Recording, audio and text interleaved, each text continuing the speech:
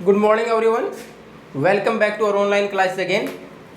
In the last class we have completed the second lesson of history as well as the complete syllabus of history for this year. इस session की बात करें तो हमने history का complete syllabus एक बार के लिए कर लिया, रिवीजन बाकी है केवल. लास्ट लेसन था नेशनलिज्म इन इंडिया. अब हमारा जो नेक्स्ट लेसन है वो है इकोनॉमिक्स का second lesson, sectors of the Indian economy. अब ये चाहे इंडियन इकोनॉमी के बजाय कोई और कंट्री लिख दिया, वर्ल्ड इकोनॉमी लिख दिया, कि सेक्टर तो यही रहेंगे, प्राइमरी सेकेंडरी टर्सरी. वो चाहे इंडियन इकोनॉमी दे दिया कि भारतीय, क्योंकि हम यहाँ कंपेयर किसमें करेंगे कि भारत में कौन से सेक्टर में कितना प्रोडक्शन है, किस प्रकार किस में कितना डेवलपमेंट हुआ है, कौन से सेक्टर में हमें और फोकस करने की ज़रूरत है. इसलिए हमने इंडियन इकोनॉमी लिख दिया कि हम यहाँ के सेक्टर्स पढ़ेंगे केवल. अब हम अपने आसपास जो इकोनॉमिक एक्टिविटीज़ की बात करें, where we are going to earn money, जो भी काम हम पैसे से रिलेटेड कर रहे हैं उसके लिए जो एक्टिविटीज़ कर रहे हैं, तो आप देखो खेत में किसान, उसके बाद मार्केट में गए, दुकान से सामान लेके आ गए, उसके बाद कहीं भी आप बाहर शहर में गए इंडस्ट्रीज़ देखते हो बड़ी बड़ी, उसके साथ साथ आप ट्रांसपोर्टेशन वगैरह देख रहे हो. तो ये सारे कहीं ना कहीं किसी न किसी पार्टिकुलर इकोनॉमी के सेक्टर का हिस्सा हैं. अब इसी अनुसार हमने काम के अनुसार और the nature of the work, उस काम की प्रकृति के अनुसार हमने इनको अलग अलग 3 भागों में बांटा, प्राइमरी सेकेंडरी और टर्सरी. अब प्राइमरी सेक्टर में कौन से आएंगे? प्राइमरी सेक्टर की बात करें तो most of the production is from nature, जो डायरेक्टली नेचर से प्राप्त करते हो. अब देखो एग्रीकल्चर की बात करें, when we are going to grow cotton और anything else, either food grains, कोई भी, we are going to get it from nature, प्रकृति के ऊपर. Not entirely but mostly we are depend on the nature, ज़्यादातर नेचर के ऊपर ही depend है. हो सकता है मैंने इरीगेशन की, बारिश नहीं तो इरीगेशन की फैसिलिटी जनरेट कर ली, लेकिन जो टोटल क्लाइमेट है उसको तो हम चेंज नहीं कर सकते. टेम्परेचर, वेदर की जो कंडीशंस हैं वो तो चेंज नहीं कर सकते. तो ज़्यादातर तो कुछ हमारा किस ऊपर डिपेंड है? नेचर के ऊपर डिपेंड है.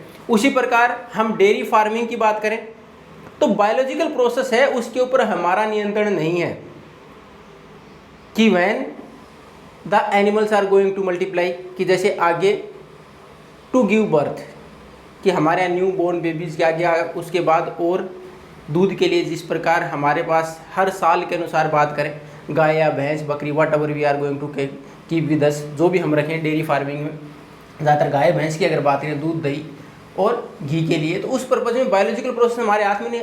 Again we are depend on the nature. फिर जो फोडर चारा है उन जानवरों के लिए, वो again we are depend on the nature.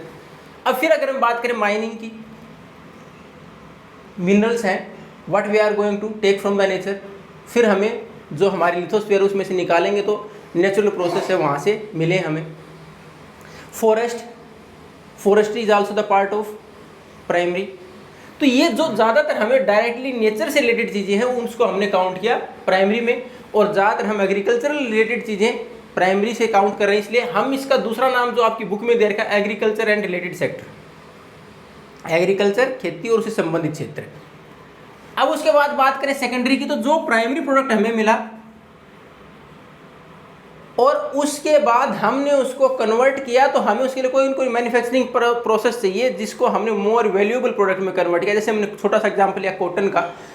Cotton से हमें पहले thread, then after the fabric, fibre से फैब्रिक तक पहुंचने में, बीच में थ्रेड वगैरह उस आगे तक पहुंचने में हमें एक प्रोसेसिंग, मैन्युफैक्चरिंग की ज़रूरत पड़ी. उस कॉटन को हमने कन्वर्ट करने की ज़रूरत पड़ी थ्रेड में, थ्रेड को फिर कन्वर्ट करने की ज़रूरत पड़ी हमें एक कपड़े में. तो प्रोसेसिंग थी वो.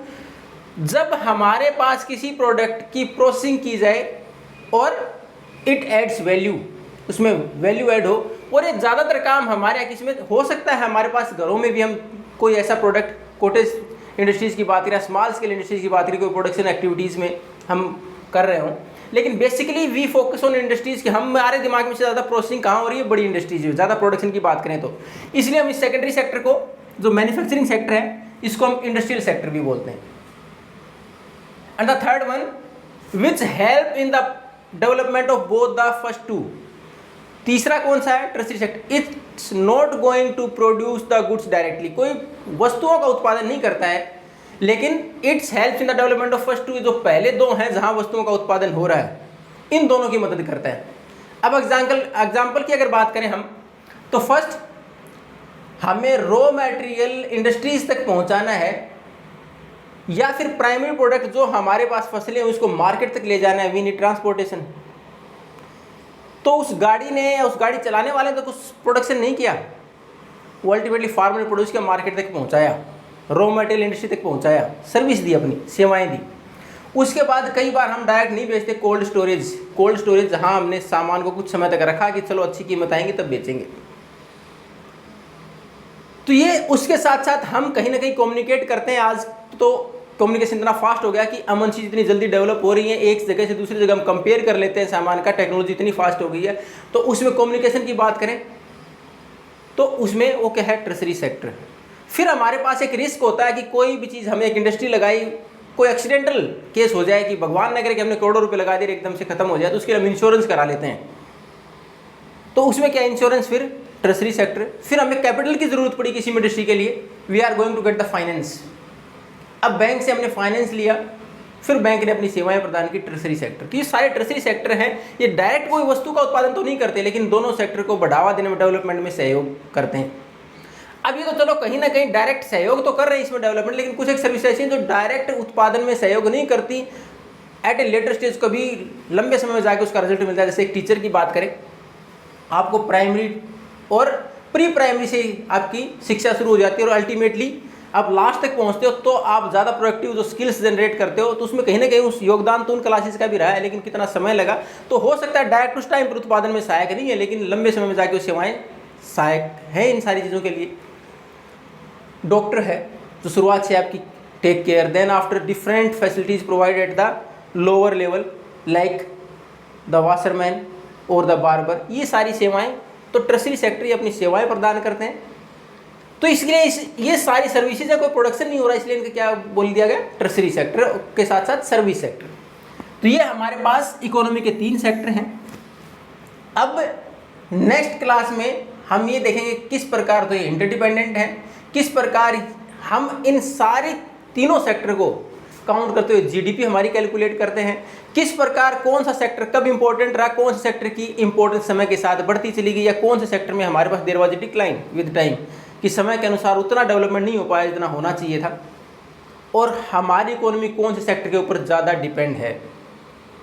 और उसके साथ साथ हम कंपेयर करेंगे वर्ल्ड इकोनॉमीज़ के साथ भी, कि हमारे यहाँ बाकी देशों से कंपेयर करें तो किस प्रकार की इकोनॉमी है और किस प्रकार हमारे सेक्टर इंडिकेट करते हैं कि इकोनॉमी के अनुसार हम डेवलप्ड हैं कि डेवलपिंग हैं।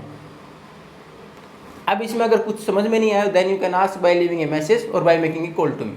Thank you and have a nice day.